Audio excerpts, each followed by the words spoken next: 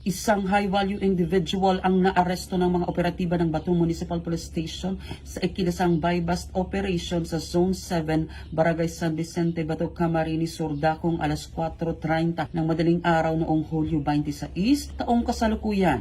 Kinilala ang suspect sa alias na Elson, 45 taong gulang at residente ng naturang bayan. Pinangunahan ang operasyon ng Batu Municipal Police Station sa pamumuno ni Police Captain Mark Anthony Oclidera, katuwang ang mga operatiba ng Office of the Deputy Regional Director for Operations, Regional Police Drug Enforcement Unit, Region 5, Provincial Intelligence Unit, Provincial Police Drug Enforcement Unit ng CAMSUR PPO, Philippine Drug Enforcement Group, Special Operations Unit 5, sa koordinasyon ng Philippine Drug Enforcement Agency, Regional Office 5. Naaresto ang suspect matapos umanong magbenta sa isang police pusher buyer ng 15 gramo ng hinihinalang shabu na nagkakahalaga ng 102,000 piso kapalit ng 45,000 piso na buy-bust money. Sa kabuuan, 115 gramo ng hinihinalang shabu na may tinatayang halagang 782,000 piso ang nakumpiska sa operasyon. Isinagawa ang pagmamarka at inventaryo ng mga ebidensya sa harap ng suspect at mga mandatory witnesses.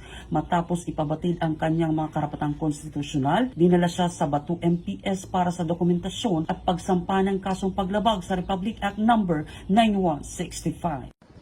Mula dito sa Camarines Sur Police Provincial Office, ako po si Police Staff Sergeant Gerald A. Corporal, nag-uulat sa Police News Network. Bagong PNP para sa bagong Pilipinas, serbisyong mabilis, tapat at nararamdaman.